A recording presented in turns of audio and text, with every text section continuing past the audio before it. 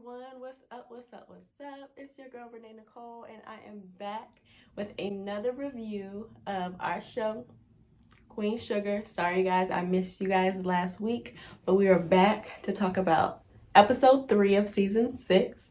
Also want to talk about a new show, I'm not sure if you watched it on Fox, called Our Kind of People. We'll get into that, but first, Queen Sugar. Queen Sugar opens up with the gang, Charlie, Ralph Angel, and Nova, going to this black farmers meeting, and they are greeted by a very sinister, not so nice cop who, you know, is just very rude. You know, the cops now have this beef with Nova that she's been exposing some of the things that go on inside and some of the, you know, just gruesome activity with beatings, and is doing this whole defund the police campaign, and they are not happy about it. But what is interesting is when they get to the farmers meeting, Billy is there, who is Prosper's daughter, who caused some strife in episode 2. We didn't talk about that. She pops up to, you know, come take care of Prosper, who's now back home from the hospital, praise God, and is stirring up some drama. It seems to be some type of unspoken beef between her and Aunt Vi, and between her and Nova, which we're going to find out about in this episode, and we'll get into that a little bit later. But homegirl is like, you know, they're waiting on these funds that they're owed, the black farmers, pretty much like reparations, you know, and this is just like a small, you know, token of everything they've been through that they're asking for. And she was like, give them their money, you know. So it was nice to see her come around in that way. So it kind of opens up our heart to her, to be willing to hear from her, I feel like, later on, and hear her side of whatever the story is that's created beef between her and Nova and all that. So that's where we're opening up. That's where we start out. So then we cut to Charlie and her new boo thing. Well, she's talking to Mike on the phone, and Mike just seems really, really disturbed. He's like, it looks like he's drinking a beer outside, walking down the street, which is always a no-no, especially as a black man. And I'm not sure exactly where he was, but it just seems like he's feeling bothered. He keeps asking for alcohol, like the last episode, and now this episode, he's like, give me a drink, you know, and I feel like with Hollywood, and Hollywood's like, pump your brakes, you're not 21. Anywho, so yeah, he answers the phone really rude when Charlie calls, and she's calling to ask about, you know, his opinion on her getting back with his father. And Davis, her ex-husband, and his father actually walks into the room while she's on the phone with him, but she just like shushes him so that Micah doesn't know. And he pretty much says that he, you know, just wants her to be happy, you know, and, you know, I love both of you. I just don't ever want you to hurt like that again. And you see the look in Davis's face, and he's like, you know, I agree with him. I don't want you to hurt like that again. And he's acting like he's willing to not, you know, to step up to the plate to make sure that that doesn't happen again. So we'll see where that goes. But later on in the show, Davis comes to the family dinner. Like, it's this first reintroduction of him to the family as Charlie's man. And I'm waiting for Aunt Vi to get up in him. You know, the way she got into Ralph Angel last season. Like, I'm waiting for her to be like, or the way she used to do Darla. But no, she's just open arms, like, you know, we all make mistakes. Y'all know how I feel based on what I said on the last review. I'm not for it. I don't think people change. Yes, I do believe people can change. However, the extremity of what he has done, the things he has committed in this marriage that are just uncouth, sleeping with a prostitute, getting someone pregnant 13 years before you even tell Charlie. Like, I don't know if he found out years later about this child, or I don't think so. Like, I think he knew about this child for 13 years, and that's just, I'm sorry. Like, I can forgive and I can forget you. Okay? I can forgive and forget you and move on. So the fact that they're trying to, I don't know, just keep him on the show, maybe, like they want to just like create this a bigger role for him, I don't know, but I'm gonna be skeptical for a minute. Moving right along. So before all of this, I forgot to mention Hollywood.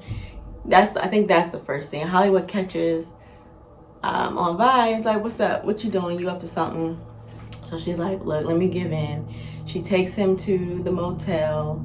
I'm sure we don't see all of the dialogue, but I'm sure he was like, where are you going? I need to go because I need to see. She probably told him what was going on, and he was like, I need to see what it is. I need to make sure you're safe. And so she takes Hollywood. Vi takes Hollywood with her to the motel where she's been feeding this family. It's when we learn in the second episode that it's a young woman and her son who she's escaping from her abusive husband. And pretty sure that's what's her name? She played Craig's girlfriend in Friday. But anyway, so yeah, she's, you know, so excited because Hollywood goes in and plays with the boy. I think they play tic-tac-toe or something, and she's like, I haven't seen him smile like that. And so it gets to the point where they're more comfortable with going outside, and they like go to Vi's cafe or her shop, her restaurant. And yeah, I'm just concerned about that. I just feel like they're getting a little bit too comfortable, and I feel like their husband's gonna come around, and I just pray that it don't go. I know it's a TV show and I keep bringing the Lord into this, but God is present, and it's just so real. Like the stuff that happens in the show is so real, which is why we love it. But yeah, so that's that. I just hope that it doesn't lead to something bad. You know, stuff gotta stir up a little bit. So let's cut to Nova having a heart-to-heart with Billy. So at dinner, we got Charlie, peep this. Did anyone else peep this? We got Charlie, Nova, Aunt Vi sitting around drinking wine in front of pregnant, what's the girl's name? Darla, who's also a recovering addict, who just recently had an episode with alcohol. I know you're supposed to live your life, you're supposed to do your thing, they in Aunt Vi's house, they can do what they want to do, but I don't know. Me, myself, personally, I try to be, and I'm sure I haven't always, but I try to be respectful of people who have addictions and things like that. And I know she's pregnant, and I'm sure she wouldn't do that while she's pregnant. But I'm just saying, like, let's not put it in her face. You know, you're already stressed. She ain't got no money. She's pregnant. You know, she's wondering how she's going to fend for this child, and y'all just sipping in front of her. I don't know. I just feel like it was a little distasteful, and I feel like they should have been mindful of that in the writing. But that's just me. Anyway, so while they're there, they bring up Billy. They were like, what's up with Billy? Like, you guys, Nova and her used to be best friends. And apparently, we don't find out then and there what she did to Nova. We do find out that apparently she was messing with Jimmy Dale, who was Aunt Vi's abusive husband or boyfriend. I don't know if they were married or not. I think they were.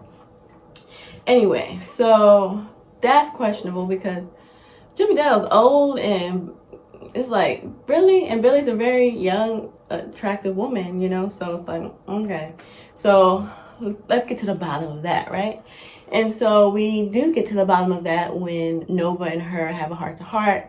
Nova shows up to Prosper's house to check on him, and Billy's like, he's sleeping, okay? And basically she's like, what's up? You know, like, what's up? And she was like, I see you on TV and acting all high and mighty, but you did this and this. And basically what happened is she didn't defend her. Everyone looked at Billy when she was 18 as someone who was messing with someone's husband, was messing with Aunt Vi's husband, Jimmy Dale.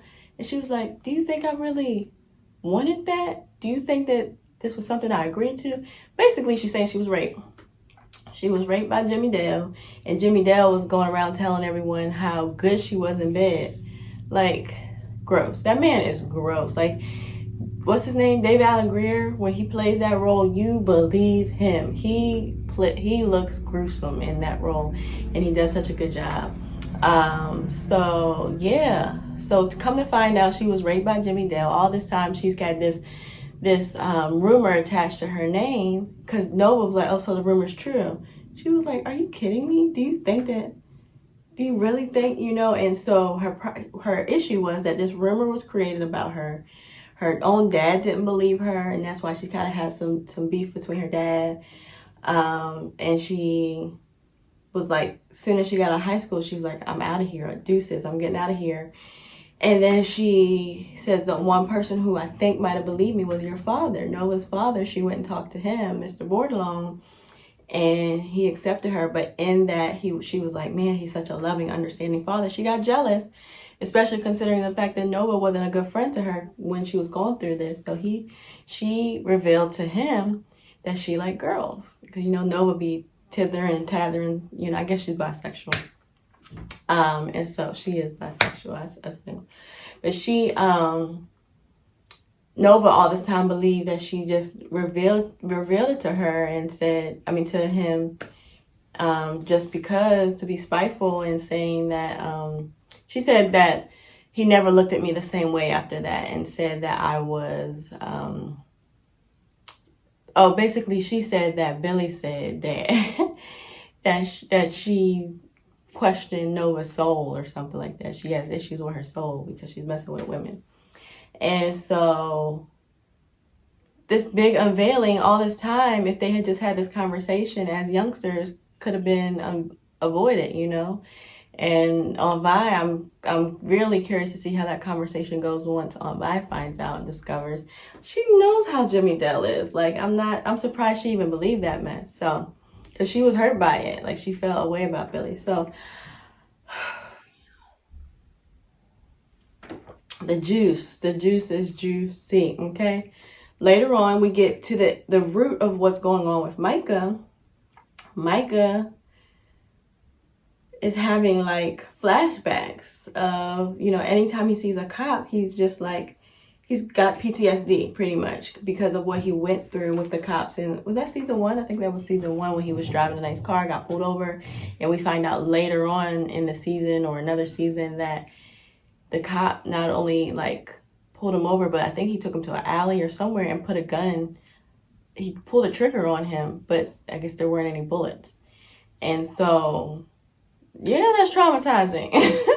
Very much so. And so now whenever he sees cops, he's stirred up, you know, which is why he tries to avoid, like when he was saying to Nova in the backseat, like, why are you calling them? Like, And they always be messing with him. Like, they just always pop up. Like, that's what, when the incident happened, I think he was at school, and this cop runs by and like kind of like doesn't shove him, but he just is a little, and he's in his bubble, you know, and he's like kind of like hyperventilating, and he starts crying, and he's just like, and fortunately he has his new friend. I think it might be one of his brothers. I'm not sure if he's like, because he's in a fraternity, we learned last season.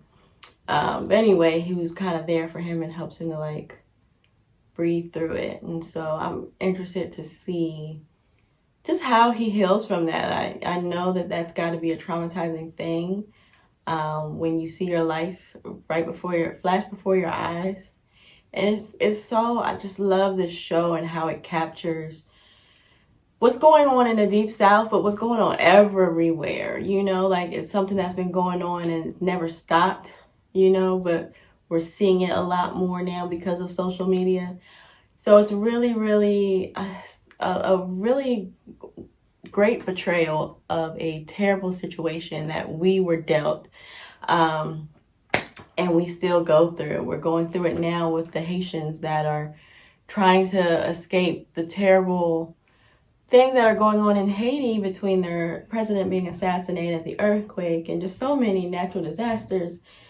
And we have our U.S. officials threatening them with whips and yanking them up and being very abusive. It's just something that's still very present in this day, and it's really disgusting and it's really upsetting, and we have to use our voice to do, honestly, like, it's the only thing that I know to do, you know, is to use our voice to be vocal about it, to make it known that we see what you're doing and we're not going to sit back and accept it. We're not slaves, you know, and you're not going to enslave us. So, and just hope for, you know, if you're, you know, led to get into politics, or if you're led to do more, you know, to speak to your leaders. You know, I've signed petitions in regards to the Haiti things that are going on with the Haitians that are trying to just get to freedom, just trying to get to a safe place. Just want to be safe. Anyway, so that's that, you know, and you know, meanwhile we have hundreds of thousands of, or maybe like 96,000 or 86,000. It's a lot of room that they're making for the people from Afghanistan, which I just feel like we have room, you know, like I don't know why we have to be so, this is all God's earth. You don't own anything, you know, so we should be free with what God's given us to allow people to roam as they please. That's just how I feel. Yeah, and just, so anyway, moving right along.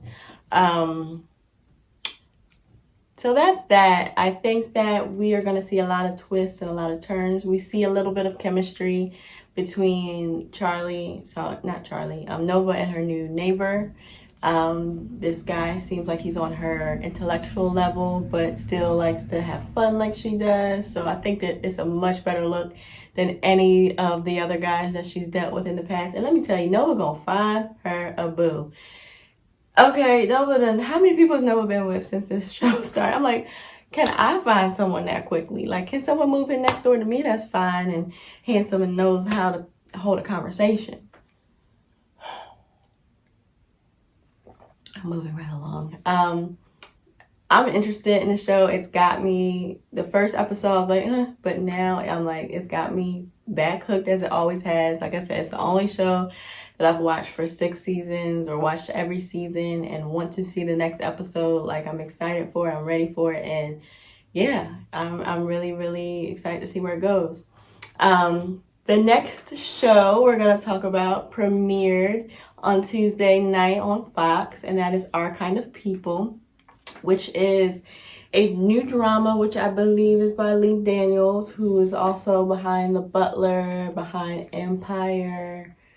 With that in mind, we know about the dramaticisms that is Lee Daniels, and he is not falling short on this show.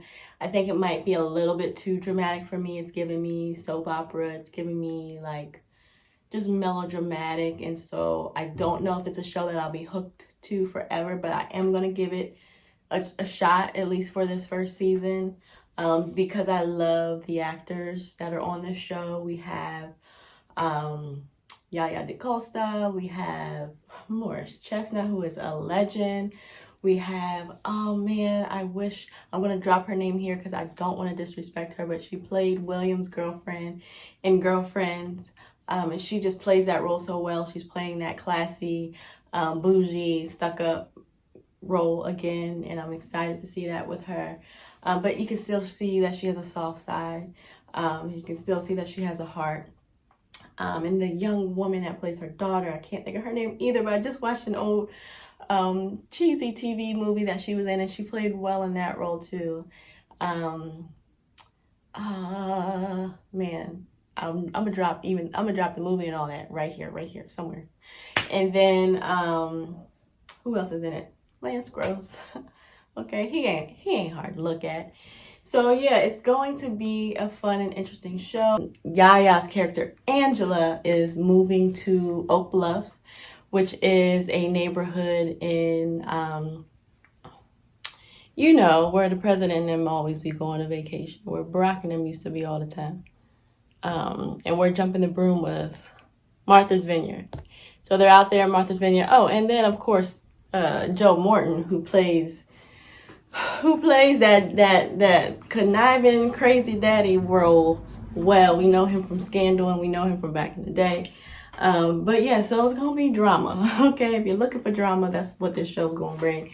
But with that, Angela, who is Yaya's character, is determined to get to the bottom of why her mother left Oak Bluffs. Her mother recently passed, and so basically Angela goes to this property that she left her, that she didn't even know she had. They grew up pretty, you know, broke, you know, and so to find out that she has a house in Oak Bluffs in this rich neighborhood is like, whoa, okay. So Let's go out there. They're riding in their convertible with Debbie Morgan, who plays her aunt, Patricia. Debbie Morgan is the mom from Love and Basketball. So yeah, it's exciting to see the twists and turns and the beautiful melanin that's on that show, okay? YAYA, Angela is her name on the show, is a hairdresser, or she owns her own company. I think it's called Eve's Own or something, which I think is her mom's name, or Eva's Own. But she basically is there trying to reclaim what she feels like is rightfully hers. I feel like we're gonna find out that the Morris Chestnut's wife is her sister. We pretty much found that out already. And so she doesn't know that. Neither one of them know that, but she discovers it. And so she's going to use that to her advantage, but she's not going to reveal it too soon. We got to go through the roller coaster, the twists and the turns before we discover it. But yeah, again, it's going to be dramaful. Even in this one show, we have a little girl jumping off a yacht and looking like she killed herself, or I don't know, and she was having relations with the Franklins are Morris Chestnut. No, the Franklins is Nadine Ellis's maiden name, and her daddy, who is, she pretty much like, it looks like she's blackmailing him to get his position, and it's a lot. And Lance Gross had my favorite scene was Lance Gross. Basically, what's her name? Angela breaks her shoe because she is pretty much showing the class differences. Like Angela breaks her heel, showing that she doesn't have the nicest of things like everyone else in the neighborhood. Lance Gross notices, he takes the shoes off for her and hands them to her, and then later on when she's home, she gets a delivery with a brand new pair of red bottoms and an invitation to his party. She goes to the party wearing her own shoes. She says, I wear my own shoes, okay? And then they end up having their own rendezvous, and they're making out when she gets a call from her daughter with the cops that this big scandal is going on at this yacht party that she went off to and was drinking at the age of 17. So drama, drama, drama. We will see where this goes. But until then, be sure to come back here next week with more, for more about Queen Sugar, Our Kind of People. We'll see how long I'm rocking with that one. But I hope that you guys are enjoying the shows, and I hope you're enjoying my take on them. Leave in the comments your favorite scene from Queen Sugar. Never mind that dog in the background. He loves this time of day for him to be loud and noisy when I have to record. But anyway, leave in the comments your take on the show, and let's get a combo going on. Let's chat it out. Follow me at Renee Nicole. I am on all social medias. And check out my website, Renee Nicole Productions, for the gear that you see here. This isn't on the site yet. This is just my own personal RMP, but it might go up soon. But the mugs are there, the hats are there, the fanny packs, all of that good stuff. Check it out.